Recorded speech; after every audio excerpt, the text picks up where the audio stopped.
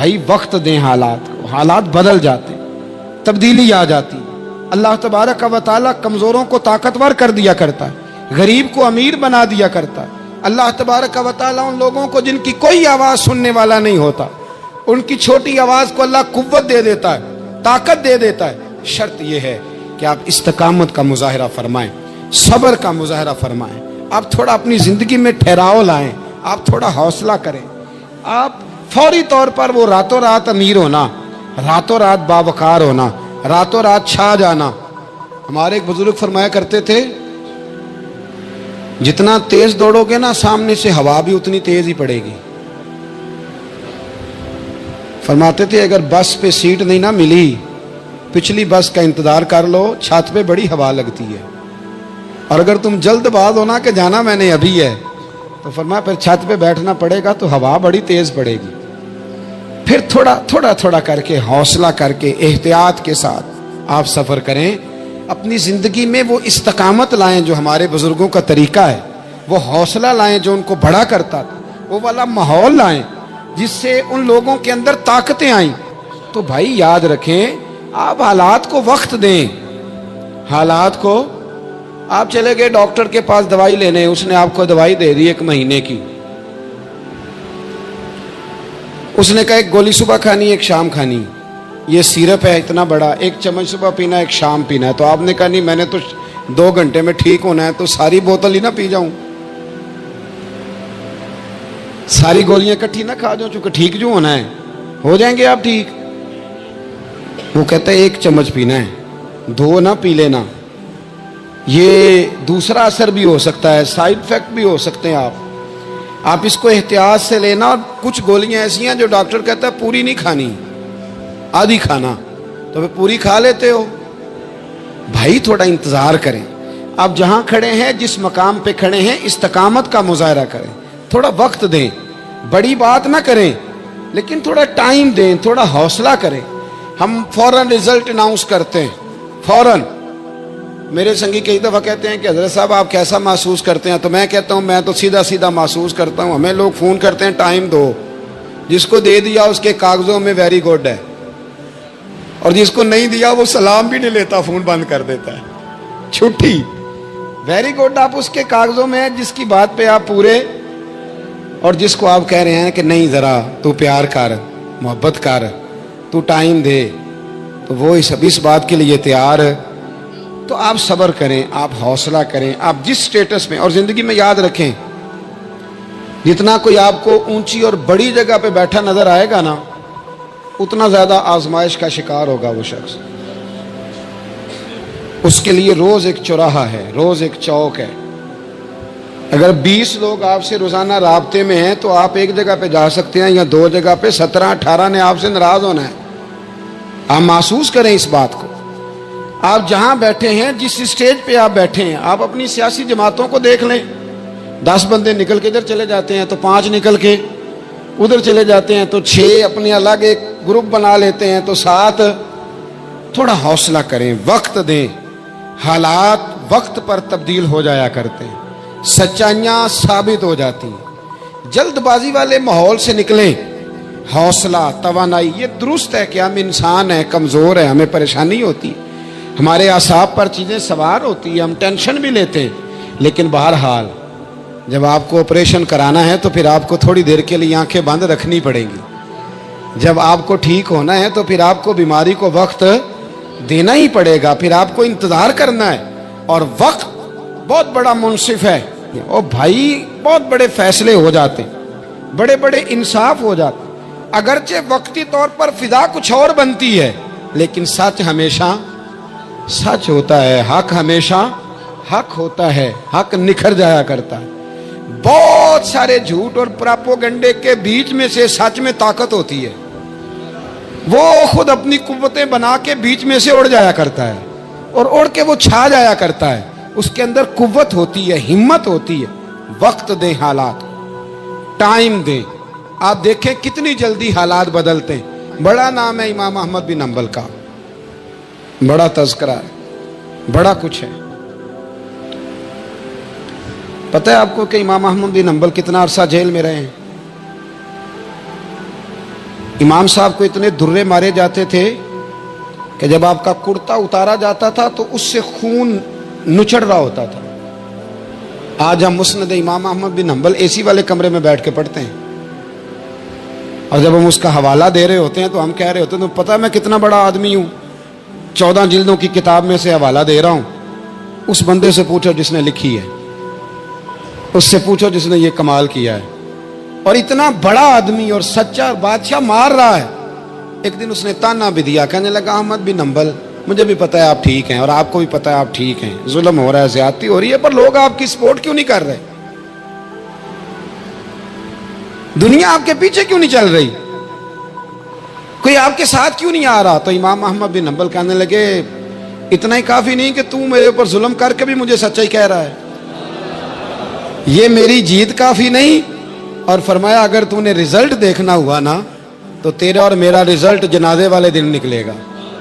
हजरत सुल्तान बाहू से किसी ने कहा था जिंदगी में बड़े मुरीद हुए, कहने लगे नहीं, रब दा तालब कोई नहीं मिलया, जो मिले तालब ज़रदा हो। आए हैं लोग तवीज़ धागा लेने, रब दा तालब कोई ना मिलेगा, जो मिले तालब ज़रदा। वो लेने आए थे तवीज़, हमने भी दे के भेज दिया, बात ख़त्म हो गई। शाह बकीउद्दीन इब्ने मखलद के उस्ताद फरमाने लगे कि बेटा तेरा ज़रफ़ बड़ा है और मेरा इल्म थोड़ा है, अगर तूने सही तरह पढ़ना है तो बगदाद इमाम अहमद बिन हंबल के पास चला जा, सही तरह पढ़, फिर वो तेरी तिश्नगी ख़त्म करेंगे, तेरी प्यास बुझा देंगे, चला जा। कहते हैं मैं कश्ती में बैठा आने के लिए, रास्ते में तूफान आ गया, कश्ती को जाना कहीं और था, चली कहीं और गई। एक जजीरे पे हम उतरे। फरमाते हैं कि वहाँ पैसे वैसे भी ख़त्म हो गए, पत्ते खा के गुजारा करना पड़ा। बगदाद की सिमत का तयन करके पता करके उस तरफ मैं चलने लगा पैदल। हमारा बच्चा माशाल्लाह से जो अब्बा जी से पूरे पैसे लेके जाता है ना पढ़ने के लिए, उसका भी पूरा प्रेशर होता है अब्बा जी के, आपको पता नहीं मैं पढ़ाई कर रहा हूँ, हालांकि बाद में पैसे सारे अपने अकाउंट में जमा कराता है, अब्बा जी को देता, लेकिन प्रेशर क्रिएट करता है कि मैं तालीम हासिल कर रहा हूँ आपके हुक्म पर, लिहाजा आप मेरा एहसान माने, माज़अल्लाह था। कहते मैं तयन करके बगदाद की सिमत चलने लगा, शहर बगदाद की ये निशानी। कहते मैं जा रहा हूँ उस सिमत, पत्ते भी खाने पड़े रास्ते में, 1.5 महीना लगा तो मैं बगदाद पहुंचा। अब मैंने लोगों से पूछा कि इमाम अहमद बिन हंबल का मदरसा कहाँ है? जब मैंने कहा ना इमाम अहमद बिन हंबल, तो एक ज़माने में नाम बजता था, डंका बजता था। आज जेल में जब कहा ना इमाम अहमद बिन हंबल, तो जिससे पूछा कहने लगा चुप कर जा, उनका जिक्र ना करना, तो उनका नाम लेता है जेल ही जाता है, उनका ना नाम लेना, खबरदार। कहते मैंने कहा क्या हुआ? का बादशाह मुखालिफ हो गया, इमाम साहब का दारुल उलूम तो बंद हो गया, वो तो घर में कैद हैं। तवज्जो है मेरी बात पर? ये ज़ौक़ अगर स्टूडेंट का बनता है ना, तो उस्ताद पढ़ाने वाला ना भी ना हो तो वो उस्ताद के सीने से इल्म खींच लिया करता है, खींच लिया करता है। ख्वाजा फ़कीर मोहम्मद चुराई रहमतुल्लाह अलैह के एक मुरीद थे, तो हज़रत ने उन्हें बड़ा कुछ नवाजा, तो कुछ लोग कहने लगे हज़रत जी इसी को सारा कुछ दे दिया है। फरमाने लगे बेलिया इदियां अदावां ही बड़ियां सन, ये तो मैनू रेड़क के मक्खन कट के लै गया है, ये अदावां ही बड़ियां सन। कुछ लोग होते हैं ना प्यारे, उन्हें तरीका होता है, दुआ ले लेते हैं, और कुछ कहते रहते हैं हज़रत जी दुआ करना, और दुआ लेने वाला काम कोई नहीं करते, कहते रहते हैं दुआ करना। कहते मैं, लोगों ने कहा कि वो मदरसा बंद है, आप कहाँ जाएंगे? तो मैंने कहा मैं कहीं भी जाऊं, कोई जरिया हजरत तक पहुंचने का कोई जरिया नहीं। उनके घर को बादशाह ने सब जेल बना दिया, सिपाही दरवाजे पे खड़े। आपने फरमाया फिर भी एक बंदा कहने लगा इतनी नेकी कर सकता हूं कि मैं तुम्हें उनका दरवाजा दिखा सकता हूं। आप फरमाने लगे मेरे लिए इतना भी काफी है, जिक्र हबीब कम नहीं वसले हबीब से, इतना भी मेरे लिए काफी है। उसने दूर से खड़े होके कहा वो जहां सिपाही खड़े हैं ना, वो इमाम साहब का दरवाजा है। शाह बकीउद्दीन साहब कहते हैं मैंने कहा तू अब जा, अब देखना मैं इल्म कैसे हासिल करता हूँ। सब्र देखो, इस्तिकामत देखो, हौसला देखो। आप फरमाते हैं कि मैंने ना अपने सर से टोपी उतार के किसी को दे दी, और बाल मैंने बखेर डाले सारे, एक जगह से दो जगह से कुर्ता मैंने फाड़ लिया, हाथ में ना मैंने प्याला पकड़ लिया मांगने वाला, तेनू लब दिया आप गवाचे। मैंने ना प्याला पकड़ लिया हाथ में मांगने वाला, और जिस जगह गली में इमाम साहब का घर था ना, पहले कोने पे सदा लगाई, 1 दिनार का सवाल है। कहते हैं 1 दिनार मिला, फिर दूसरे दरवाजे पे आया, 1 दिनार मिला, फिर तीसरे दरवाजे पे आया। मजनू बन के विच बाजारा, कदी कखा वांग रुलाए ते कदी कुहाया कुंभा सारा, सिर नेजे उत्ते चढ़ाए।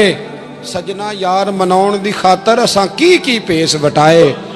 फरमाते मैं ना मांगने वाला, भिकारी बन के मांगने वाला नहीं, मैं अमीर बाप का बेटा था पर मैं मांगने वाला बन गया। मैंने फटे पुराने कपड़े, एक दरवाजे पे 1 दिनार। इमाम साहब का भी दरवाजा आया, कहते मैंने सदा दी, 1 दिनार चाहिए था। कहते इमाम अहमद बिन हंबल दरवाजे तक आए, और जब मेरे प्याले में कासे में दिनार डालने लगे तो मैं रो पड़ा। मैंने कहा मेरे महबूब करीम की हदीसों के वारिस और जानशीन, मैं तो कहाँ से चला हूँ, तुझसे हदीस सीखने आया हूँ। मुझे खैरात ना दे, मुझे मेरे मुस्तफ़ा की 2 हदीसें पढ़ा दे। तो कहते हैं शेख की आंखों में, इमाम साहब की आंखों में आंसू आ गए। फरमाने लगे यार मैं भी सोच रहा था स्टूडेंट ही कोई नहीं, किससे हबीब की बातें करूं, आज तो पढ़ा दूंगा तो कल कैसे आएगा। अर्ज की हुजूर जब तक आप जेल में रहेंगे मैं भिखारी बना रहूंगा। मांगना जो है नौकर की ते नखरा की, जब लेना जो है तो खत्म हो गई बात, प्याला सीधा रखेंगे। आप फरमाते हैं कई महीने, 1 2 4 दिन नहीं, कई महीने मैं हाथ में ना प्याला ले लेता और गलियों में घूमता। 1 दिनार का सवाल है। इस्तकामत, सबर, हौसला। आप फरमाते हैं इमाम अहमद बिन हंबल का दरवाजा आता तो वो 1 दिनार भी रोज देते और हदीसें भी रोज ही पढ़ाते। आप फरमाते हैं कि फिर वक्त बदल गया, फिर हालात तब्दील हो गए, बादशाह चला गया और नया आ गया। फरमाते हैं वो इमाम साहब का अकीदतमंद था, उसने मदरसा बड़ा बना के दिया, उसने मसनद बिछा के दी। पहले दिन जब इमाम साहब मसनद हदीस पर जुब्बा पहनकर, इमामा बांधकर, खुशबू लगाकर मिंबर पर बैठे हदीसें बयान करने, फरमाते हैं जब मैं आया ना सामने तो मैं उन्हें देख के रो पड़ा, वो मुझे देख के रो पड़े। फरमाते हैं उन्होंने कहा रास्ता छोड़ दो, इसे आगे आने दो। जब मैं आगे आया तो इमाम साहब फरमाने लगे पहले भी बड़ा पढ़ाया था, अब भी जिंदगी भर पढ़ाऊंगा, पर जिस सब्र और इस्तकामत से तूने पढ़ा है, जो मजा उन दिनों में आया है शायद दोबारा कभी ना। थोड़ा हौसला पैदा करें, थोड़ा इस्तकामत का मुजाहरा करें, थोड़ा सा ना। वो हजरत ख्वाजा निजामुद्दीन साहब से एक शख्स ने आके कहा था मेरा पीर कामिल नहीं तो मैंने बदलना है। फरमाया शरीक कबाहत तो कोई नहीं। कहने लगा नहीं। तो आप फरमाने लगे तो अल्लाह की रजा के लिए खिदमत कर, हो सकता है तेरी खिदमत की बरकत से अल्लाह उसे कामिल कर दे, अल्लाह कामिल बना दे, तेरी बरकत से कामिल हो जाए। थोड़ा इस्तकामत का माहौल बनाएं। मैं इस ज़माने में जो सबसे ज़्यादा कमज़ोरी महसूस करता हूँ लोगों के अंदर, यह है कि तदब्बुर नहीं, हौसला नहीं। एक बुत होता है मेरी ज़ात का जिससे मैं सारी ज़िंदगी बाहर नहीं निकल पाता। मैं कहता हूँ जो मैं कह रहा हूँ वो होना चाहिए, जो मैं चाह रहा हूँ वो होना चाहिए, जो मेरी ख्वाहिश है वो होना चाहिए। ऐसा नहीं होगा। ख्वाहिशें आप करेंगे, चाहते आप करेंगे, पर पूरी अल्लाह अपनी हिकमत से करेगा। पूरा अल्लाह अपनी। मेरे नबी करीम अलैहिस्सलाम ने एक दुआ मांगी थी, अल्लाह मेरी उम्मत लड़े ना। तो रब करीम ने कहा महबूब ये दुआ मुझसे मांगे ही ना। इसमें भी उसकी हिकमत है कि आपको हक पहचानना है, खुदारा अल्लाह पे छोड़ें। हम बड़े बेहौसला हैं, हम बड़े कमज़ोर हैं, हमें तो अल्लाह ताला खैर करे। अब तो ज़माने में जो दवाई सबसे ज़्यादा बिकनी चाहिए वो वहम की दवाई है, वो सबसे ज़्यादा बिकनी चाहिए। हर चौथा आदमी इस वहम का शिकार है कि जाने क्या हो जाएगा। कुछ भी नहीं होगा, वही होगा जो मंजूर है। आपको तो माशाल्लाह याद है, वही होगा जो मंजूर है। कुछ चीज़ें अल्लाह रसूल पे छोड़ें, सब्र के साथ, इस्तकामत के साथ। एक बात मैंने शुरू में की थी, फिर दोहराता हूँ आखिर पे। ये सोच लें कि आप हक पे हैं कि नहीं, आप सच्चे हैं कि हज़रत अब्दुल्ला इब्न ज़ुबैर इमाम हुसैन के बाद यजीदी फ़ौजों के ख़िलाफ़ निकले थे। आपके कुछ साथी शहीद हो गए थे और कुछ पीछे की तरफ चले गए थे, पसपा हो गए थे। हज़रत अब्दुल्ला इब्न ज़ुबैर अकेले रह गए थे। उस वक़्त आपकी वालदा हज़रत अस्मा बिनते अबी बकर सिद्दीक 90 साल उम्र थी और आंखों से नाबीना थी। فرماتے ہیں میں اپنی اماں سے مشورہ کرنے آیا. میں نے کہا اماں میرے کچھ ساتھی پیچھے چلے گئے, کچھ شہید ہو گئے, میں جہاد میں اکیلا رہ گیا ہوں, حکم کیا ہے؟ تو اماں کہنے لگی عبداللہ پہلے یہ بتا تو حق پہ ہے کہ نہیں. میں نے کہا اماں ہوں تو میں حق پہ, پر مجھے تیری بڑی فکر ہے, تیری 90 سال عمر ہے, یہ تو میرے جو مقابلے والے ہیں یہ تو بڑے سخت گیر لوگ ہیں, میری لاش کے ٹکڑے ٹکڑے کر دیں گے, تو برداشت کر لے گی؟ تو حضرت اسماء نے پتہ کیا دلیرانہ جواب دیا تھا کہ بیٹا بکرے کو تکلیف صرف ذبح ہوتے وقت ہوتی ہے, جب اس کی کھال اتارتے ہیں پر اسے کوئی تکلیف نہیں ہوتی, جب اس کے ٹکڑے ٹکڑے کرتے ہیں اسے کوئی تکلیف. تو کہا بیٹا حوصلے کے ساتھ رہنا, صبر کے ساتھ رہنا, اگر تو حق پہ ہے پہلے یہ دیکھ لے اگر آپ حق پہ ہیں, اگر نہیں تو توبہ کر کے حق پہ آئیں, اور اگر آپ حق پہ ہیں تو پھر آپ یہ ذہن بنا لیں کہ حالات بدلیں گے اور جو آپ کا نظریہ ہے وہ غالب آ کے رہے گا. اگر آپ حق پہ ہیں تو پھر اللہ آپ کو توفیق دے گا, لیکن زندگی میں ان چیزوں سے بچیں. امام اعظم کے خلاف سازش رچی گئی. امام صاحب رحمۃ اللہ تعالیٰ علیہ کے پاس ایک بی بی دوڑی, حضور مسئلہ پوچھنا, آپ عورتوں سے ملا نہیں کرتے تھے, میں نے سوال کرنا ہے جی, جلدی جلدی سے اندر آ گئی. عورت جیسے ہی اندر داخل ہوئی باہر شور ہو گیا, امام صاحب کے پاس عورت ہے, اس نے بھی شور کر دیا کہ معاذ اللہ ثم معاذ اللہ, 10 درازی کیا امام اعظم نے. لوگ امام صاحب سے کہنے لگے اب پراپوگنڈا ہو گیا, سارے شہر میں بات پھیل گئی, حضور آپ جواب دیں, آپ بھی کو بات کریں. فرمانے لگے کیا جواب دوں, بی بی اکیلا تھا, میں اندر آئی ہے, باہر شور ہوا ہے, عورت کہہ رہی ہے میں اکیلا تھا, میں جواب دوں بھی تو میری گواہی کون دے گا, میرے ساتھ کھڑا کون ہوگا, اس وقت کون ہے جو اٹھ کے کہے گا کہ نہیں نہیں ایسی بات کوئی نہیں, یہ تو ماحول تو اور رخ اختیار کر گیا. تو حضور اب کیا کرنا ہے؟ تو آپ فرمانے لگے کرنا کیا ہے, میں کوئی لاوارث ہوں, رب رسول کا ماننے والا ہوں, میں فیصلہ اپنے اللہ پہ چھوڑتا ہوں, وہ بھی تو عدالت ہے نا. مصیبت یہ ہے کہ میں اور آپ سارے فیصلے خود کرنا چاہتے ہیں, حالانکہ خود کچھ فیصلے چھوڑ دینے چاہیے, وہی ہو تو بہتر ہے. فرمایا اللہ رسول پہ چھوڑتا ہوں, ختم ہو گئی بات. اب میں دلیل دوں گا بھی تو میری سنے گا کون؟ اس طرح کے ماحول میں کئی دفعہ آپ دلیل دیتے بھی ہیں تو کوئی سننے کو تیار, وقت فیصلے کرتا ہے, کون سنے گا؟ فرمایا بس ٹھیک ہے. لے گئے پکڑ کے کوتوال کے پاس, تھانے میں بند کر دیا. اب اتنا بڑا امام ہے, تھانے میں بند ہے, عورت بھی باہر بٹھا دی گئی. امام صاحب نے اس سے کوئی ڈسکس نہیں کی. جب اندر تشریف لے گئے, سپاہی 2-3 کھڑے تھے. امام صاحب او ہو, رب کریم کے بندوں کا وہی طریقہ.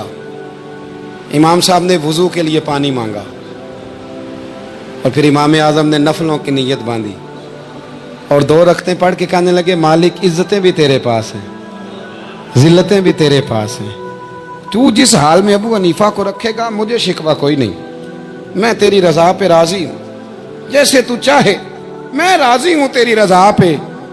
امام صاحب دعا مانگ رہے تھے تو آنسو ہاتھوں پہ گر رہے تھے. آنا کبھی مصلی بھی آباد کریں, آنا کبھی, دنیا کو تو دکھڑے بڑے سنا لیے, آنا 2 رکعتیں پڑھ کے روئیں رب کی بارگاہ میں, محبوب کا وسیلہ پیش کریں, آنا اسے بھی تو منائیں. امام صاحب کے آنسو گرنے لگے. سپاہی بھی پریشان تھے, وہ بی بی نہ خود ہی اٹھی اور امام صاحب کے قریب گئی, کہنے لگی پہلے مجھے دنیا والے کہتے تھے, اب میں سمجھ گئی ہوں آپ تو رب کریم کے نیک بندے, اب نہ روئیں, سویرے جانا ہے نا قاضی کی عدالت میں, تو میں سویرے گواہی دوں گی کہ میں نے جھوٹا الزام لگایا تھا, آپ ناراض نہ ہوں. امام صاحب فرمانے لگے اس سے نہیں بات بنے گی, اگر تو نے کچھ کرنا ہے تو جو میں کہتا ہوں وہ کر. امام اعظم تھے نا, جو میں کہتا ہوں وہ کر. اس نے کہا جی وہ کیا؟ آپ فرمانے لگے اب تیری گواہی سے بھی بات اور ہو جائے گی, اس کو کہہ لیا ہے, اس کو منا لیا ہے, اس کی منت کر لی ہے, اس کو رشوت دے لی ہے, حالات کا تقاضا اب اور ہے, اب اس کا جواب بھی کچھ اور ہی ہے. با پردہ عورت تھی, برقعے میں لپٹی ہوئی, اس کو گھر بھیج دیا. وہ کوتوال سے کہنے لگی میں بیمار ہوں, مجھے چھٹی دے دو, سویرے آ جاؤں گی. مدعی مقدمہ تو میں ہوں, مدعی کو تھوڑی کوئی باندھ کے رکھے گا. خاتون گھر چلی گئی. صبح قاضی کی عدالت میں مقدمہ لگا. امام صاحب رحمت اللہ علیہ کٹہرے میں کھڑے ہیں. یار بڑا مشکل ہوتا ہے معزز آدمی کا کٹہرے میں کھڑا ہونا, لیکن مخلوق تو فنکار ہے. اس درجہ کے پل بھر میں یہ سنگے در کعبہ سے بھی اسنام تراشے، تم کون ہو کیا چیز ہے داغے کبابی، لوگوں نے تو مریم پہ بھی الزام تراشے۔ یہ نہیں نا باز آتے لوگ، پھر مرضی ہے نا، ہونا کٹہرے میں کھڑا ہونا پڑ ہی جاتا ہے۔ کٹہرے میں کھڑے ہیں امام اعظم، تو قاضی پوچھتا ہے آپ کی بڑی قدر ہے، بڑی اہمیت ہے، تو آپ اس عورت کے بارے میں کیا کہتے ہیں؟ تو امام صاحب فرمانے لگے یہ جو کہہ رہی ہے اس سے پوچھ لیں۔ تو خود خاتون کہنے لگی میرا امام صاحب سے تعلق ہے۔ آپ فرمانے لگے ٹھیک کہتی ہے۔ ساری بھری عدالت سب لوگ حیران، حضرت تعلق ہے؟ فرمایا ہاں۔ کس طرح؟ فرمانے لگے میری بیوی ہے، زوجہ میری اہلیہ ہے۔ جناب کس طرح؟ فرمایا محلے کی بیویاں بلا لو، اس کے ابا کو بلا لو، چہرہ دکھا لو۔ وہ سارے لوگ جمع ہو گئے، چہرہ کھول کے دیکھا تو امام صاحب کی زوجہ تھی۔ امام صاحب نے اس خاتون کو کہہ کے بھیجا تھا کہ یہی برقع میری بیوی کو دے کے سویرے بھیج دینا، یہی والا برقع جو تو نے پہنا ہے، اب گھر جا اور میری اہلیہ کو یہ برقع دے کے بھیج دینا۔ وہ برقع دے کے اس نے بھیج دیا۔ جب امام صاحب رحمت اللہ علیہ کی اہلیہ ثابت ہو گئی کہ یہ تو امام صاحب کی اہلیہ ہیں جو کھڑی ہیں، اب وہ جو سازش رچنے والے تھے وہ دائیں بائیں دیکھ رہے تھے۔ تو امام صاحب نے ایک بات کی جو بڑی شاندار ہے، فرمایا تدبیریں تم نے بھی کی تھی، پر جو تدبیر میرا رب فرماتا ہے نا، جو تدبیر میرا، فرمایا یہ ابو حنیفہ کی تدبیر نہیں، یہ تدبیر میرے اللہ کی ہے جو اس نے مجھے عطا فرمائی، مجھے سجھائی۔ اب قاضی صاحب نے حکم دیا کہ جتنے لوگوں نے الزام لگایا ہے وہ سارے معافی مانگیں، وہ آئیں جس نے بات کی۔ بھائی وقت کو دیکھیں، فیصلے اللہ کے حوالے کریں۔ ہم لوگوں نے جھگڑے کر کر کے، دلائل دے دے کے، بحث کر کر کے معاملات کو اتنا الجھا لیا ہے۔ آپ یقین کریں ایک ایک خاندان کی 15 میٹنگیں اور پنچایتیں ہو جاتی ہیں، پر رزلٹ صفر ہے۔